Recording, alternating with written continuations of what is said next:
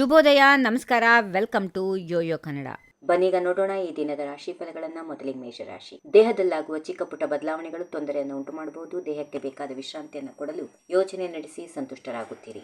ವೃಷಭ ರಾಶಿ. ಅನಾರೋಗ್ಯಕ್ಕೆ ತುತ್ತಾದರೆ ಚೇತರಿಸಿಕೊಳ್ಳುತ್ತೀರಿ. ಯುವಕರು ಸಮಾಜ ಸೇವೆಯಲ್ಲಿ ಹೆಚ್ಚಿನ ಆಸಕ್ತಿಯನ್ನು ತೋರಿಸುವಿರಿ. ಪ್ರತ್ಯಕ್ಷವಾಗಿ ಅಥವಾ ಪರೋಕ್ಷವಾಗಿ ಜೀವದಾನ ನೀಡುತ್ತೀರಿ. ಮಿಥುನ ರಾಶಿ. ವಾತಾವರಣದ ಬದಲಾವಣೆಯಿಂದ ಉಂಟಾದ ವ್ಯಾಧಿಗಳಿಗೆ ಆದಷ್ಟು ಬೇಗ ಔಷಧಿಯನ್ನು ನೋಡಿಕೊಳ್ಳಿ.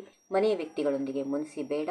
ಕೈ ತಪ್ಪಿದ ಅವಕಾಶಗಳು ಸಿಗುತ್ತವೆ. ಕರ್ಕಾಟಕ ರಾಶಿ. ರಾಜಕೀಯ ವ್ಯಕ್ತಿಗಳಿಗೆ ಜನರ ಬೆಂಬಲ ಮತ್ತು ಆರ್ಥಿಕತೆಯ ಕೊರತೆ ಕಾಡಲಿದೆ. ಅವಿವಾಹಿತರಿಗೆ ಕುಟುಂಬದವರು ನೋಡುವ ಯಾವ ಸಂಬಂಧಗಳು ಸಹ ಸರಿ ಹೋಗದೇ ಇರಬಹುದು. ಸಿಂಹರಾಶಿ. ಪ್ರಮುಖ ವಿಚಾರಗಳಲ್ಲಿ ಎಲ್ಲರ ಅಭಿಪ್ರಾಯವನ್ನ ಕೇಳಿ ತೀರ್ಮಾನಿಸುವ ಮನಸ್ಥಿತಿಯನ್ನು ಬೆಳೆಸಿಕೊಳ್ಳಿ. ಕೆಲಸ ಮಾಡುವ ಸ್ಥಳದಲ್ಲಿ ಕೆಲವು ಬದಲಾವಣೆಗಳು ಮಾಡೋದು ಉತ್ತಮ. ಕನ್ಯಾ ರಾಶಿ. ಅನಿರೀಕ್ಷಿತವಾಗಿ ಹಾಗೂ ಅನಿವಾರ್ಯವಾಗಿ ಸಂಘ ಸಂಸ್ಥೆಗಳ ಜವಾಬ್ದಾರಿಯ ಅಧಿಕಾರ ವಹಿಸಬೇಕಾಗುತ್ತೆ. ಘಟನಾವಳಿಗಳು ಶಕುನಗಳಂತೆ ಕಂಡು ದುರ್ಘಟನೆಗಳಿಂದ ಪಾರಾಗುವುದು. ತುಲಾ ರಾಶಿ. ಮನೆಯಲ್ಲಿ ನೆಮ್ಮದಿಯನ್ನ ಕಾಪಾಡುವ ಕಾರಣಕ್ಕಾಗಿ ಹಿರಿಯರನ್ನ ಸುಮ್ಮನಿರಿಸುವಂತಹ ಕೆಲಸವನ್ನ ಮಾಡುವಿರಿ. ಜಾಗ ಖರೀದಿಸಲು ಅಥವಾ ಒಪ್ಪಂದಕ್ಕೆ ಸಹಿ ಹಾಕಲು ಸುದಿನ. ಆತ್ಮವಿಶ್ವಾಸ ವೃದ್ಧಿಯಾಗುತ್ತದೆ. ವೃಶ್ಚಿಕ ರಾಶಿ. ಹೂಡಿಕೆ ವಿಚಾರದಲ್ಲಿ ಆಳವಾಗಿ ಯೋಚನೆ ನಡೆಸಿ ತೀರ್ಮಾನ ಕೈಗೊಳ್ಳುವಂತೆ ಮಿತ್ರರಿಂದ ಬಂದಿರುವ ಸಲಹೆ ಸರಿಯಾದದ್ದು, ಆದ್ದರಿಂದ ಉತ್ತಮವಾಗಿರುತ್ತದೆ.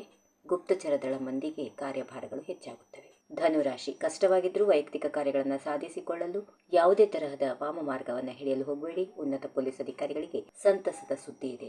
ಮಕರ ರಾಶಿ. ವ್ಯವಹಾರದಲ್ಲಿ ಸಂಭವಿಸುವ ಲಾಭ ನಷ್ಟಗಳನ್ನು ಸುಧಾರಿಸಿಕೊಂಡು ಹೋಗುವ ಮನಸ್ಸಿರುತ್ತದೆ. ನಿರೀಕ್ಷಿತ ಯಶಸ್ಸು ಪಡೆಯುವಲ್ಲಿ ತೊಡಕು ಇರಲಿದೆ. ಮನೆಯೇ ಸೌಖ್ಯವೆಂದು ಎನಿಸುತ್ತದೆ. ಕುಂಭರಾಶಿ. ಅಧಿಕವಾಗಿ ಎಣ್ಣೆಯಲ್ಲಿ ಕರೆದ ಪದಾರ್ಥ ದೇಹ ಪ್ರಕೃತಿಗೆ ಸರಿ ಹೊಂದೋದಿಲ್ಲ. ಹಾಗಾಗಿ ಸಮಾರಂಭದ ಊಟದಲ್ಲಿ ಜಾಗ್ರತೆ ವಹಿಸಿ. ಸಾಂಸಾರಿಕವಾಗಿ ಸುಖ ಹಾಗೂ ನೆಮ್ಮದಿ ಇರುತ್ತದೆ. ಇನ್ನು ಕೊನೆಯದಾಗಿ ಮೀನರಾಶಿ. ಕಾರಣವು ನಿಮಗೆ ತಿಳಿಯದೆ ಹೋದರೂ ತಂದೆ ತಾಯಿಯರ ಮನಸ್ಸು ಸಮಂಜಸವಾಗಿರುತ್ತದೆ. ಹೂವು ಹಣ್ಣಿನ ವ್ಯಾಪಾರಿಗಳಿಗೆ ಲಾಭದ ದಿನ. ಯೋಗ ಅಭ್ಯಾಸ ಮನೋಲ್ಲಾಸ ನೀಡುತ್ತದೆ. ಹೀಗಿವೆ ಈ ದಿನದ ರಾಶಿ ಫಲಗಳು. ಸರ್ವರಿಗೆ ಶುಭವಾಗಲಿ. ಶುಭ ದಿನ. ನಮಸ್ಕಾರ. If you like this video, ಬೇಗ ಲೈಕ್ ಮಾಡಿ, ಕಾಮೆಂಟ್ ಮಾಡಿ, ಶೇರ್ ಮಾಡಿ ಹಾಗೂ ಯೋಯೋ ಟಿವಿ ಕನ್ನಡವನ್ನು ಸಬ್ಸ್ಕ್ರೈಬ್ ಮಾಡಿ.